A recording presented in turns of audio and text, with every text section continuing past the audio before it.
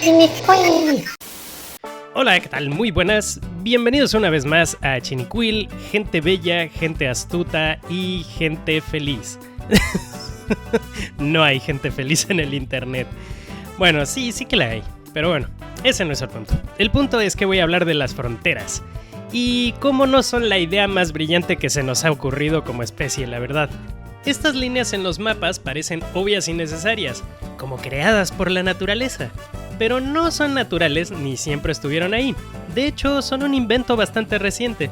A esto me gustaría añadir que las fronteras causan muchísimas muertes y sufrimiento a familias en todo el mundo. Solo para que tengan una referencia, cada año mueren más personas cruzando la frontera México-Estados Unidos que en los 30 años de existencia del Muro de Berlín. Los muros vigilados con guardias armados empuja a miles de personas a cruzar las fronteras por mar, por desierto y por otros entornos hostiles, donde miles de personas desaparecen y mueren al año. Recordemos también que migrar es parte de nuestra naturaleza como seres humanos. Somos animales que nos expandimos por todo el planeta desde los orígenes de nuestra especie. Y en este pequeño video quiero explicar cómo tal vez las fronteras no tienen tanto sentido como tú pensabas. Como lo pensaba. Para entender cómo funcionan las fronteras, primero tengo que explicar dos palabrejas. La primera es Estado-Nación y la segunda es chingadazo. Pero empecemos por la primera. ¿Qué es un Estado-Nación?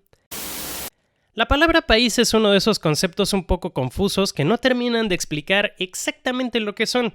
Como el concepto Miss Universo, que entre más lo piensas menos sentido tiene. La palabreja técnica que explica de manera más o menos precisa qué es un país es Estado-Nación. Para explicar qué significa Estado-Nación, solo tenemos que explicar estas dos palabras y la relación que existe entre ellas. Así es que empecemos por nación. ¿Qué es una nación? La nación es un pueblo o conjunto de personas que comparten una identidad colectiva. Sus historias, sus comidas típicas, las religiones que practican, sus idiomas, etc. Usando la definición de Benedict Anderson, una nación es una comunidad imaginaria. Algunas personas piensan que la nación está ligada a la etnicidad, incluso al color de piel, pero la gran mayoría de personas opina lo mismo que decía Chabela Vargas. Un mexicano nace donde se le da la chingada gana. Antes de seguir, quiero dejar muy claro que la idea de nación dentro de las Estado-naciones siempre son ideas inconsistentes y un poco raras. Para explicar esto, ya que estamos hablando de Chabela Vargas, voy a utilizar como ejemplo la nación mexicana. ¿Qué es la nación mexicana? La mayoría diría que es la mezcla de español e indígena. Y bueno, tiene un poco de sentido, ¿no? Pues la verdad es que no, porque si lo intentas analizar por sus partes, te das cuenta que español también es una mezcla. Es una mezcla de vascos, catalanes, castizos, gallegos, gitanos y como 15 regiones distintas entre las que se encuentra Andalucía y por ende el mundo árabe.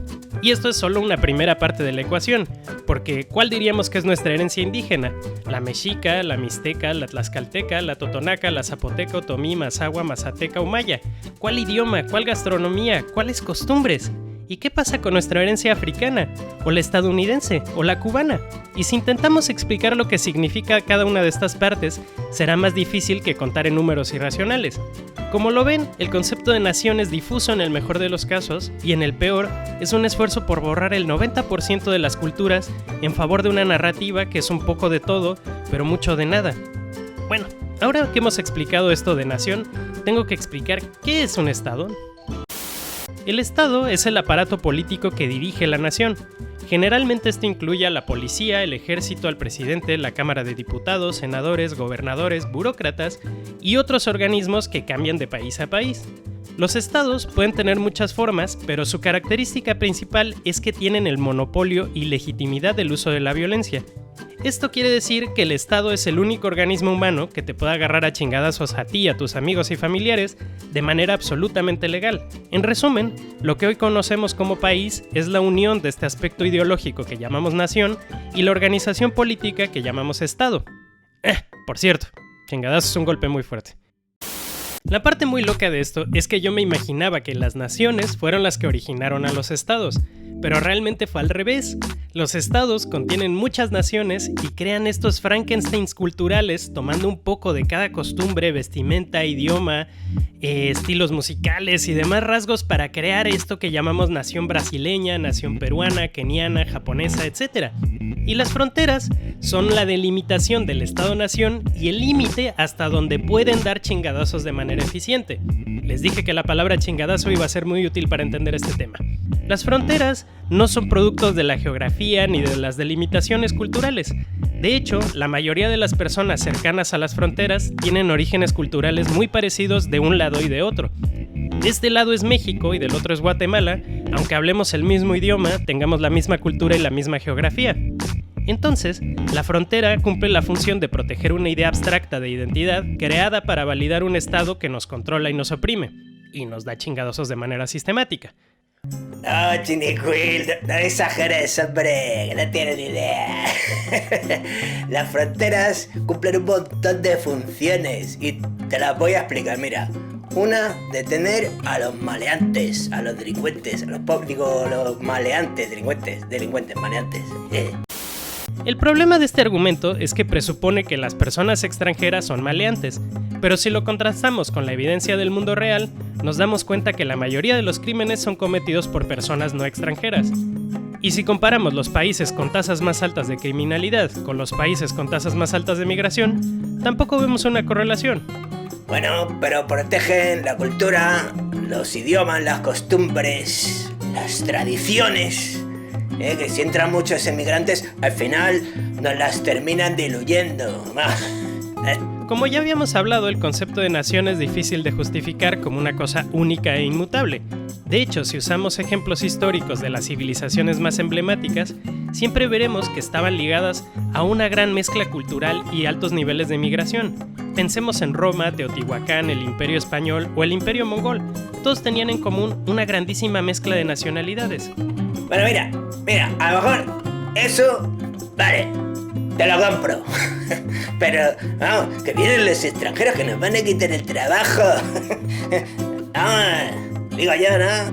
La bajada de los sueldos es un problema que nos afecta a todos y hay que tratar sus causas con seriedad, pero las fronteras no garantizan que un país tenga mejores sueldos.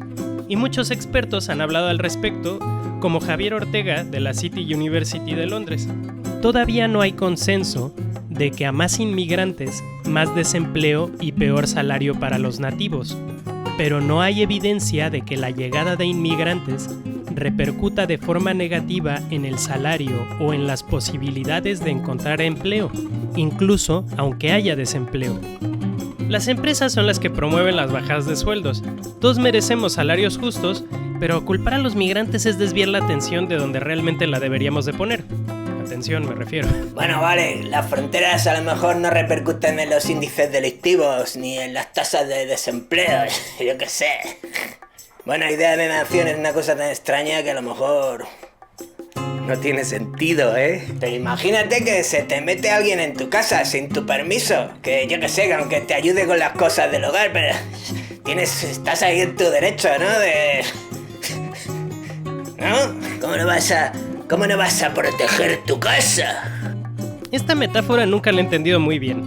Si entran migrantes a tu país, no entran literalmente a tu casa, entran a tu país, y en cada país hay muchas casas. En este caso serían tus vecinos. Y si no quieres que un extranjero sea tu vecino, igual hay un poquito de xenofobia en tus argumentos, ¿no? No, hombre, no lo digo en ese sentido, hombre, no, Chiricuil, no. Tampoco es eso. Lo que digo es que, bueno, cada uno en su casa y todos están contentos, ¿no? Pero ¿qué pasaría si las fronteras desaparecieran? Imaginar un mundo donde no existan fronteras es un ejercicio que debemos de hacer entre todos. Yo no tengo todas las respuestas y en este video solo toqué la superficie. Pero si no hubieran fronteras, salvaríamos la vida de miles de personas que mueren todos los años intentando cruzarlas.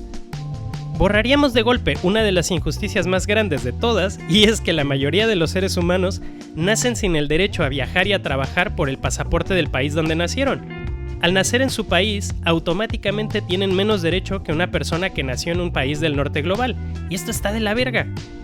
Enfrentaríamos los problemas globales de manera muy distinta porque las guerras, la contaminación, las hambrunas y el cambio climático parece que son frenados con estas fronteras, pero es un freno artificial porque estos problemas son globales y nos afectan a todos y entre todos tenemos que buscar una solución. Incluso podríamos decir, por primera vez de manera no irónica, que somos ciudadanos del mundo.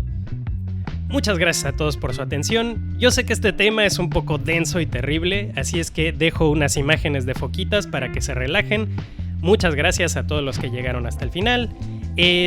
Comparte este video obviamente, dale like y que les vaya muy bien. Un besote a todos.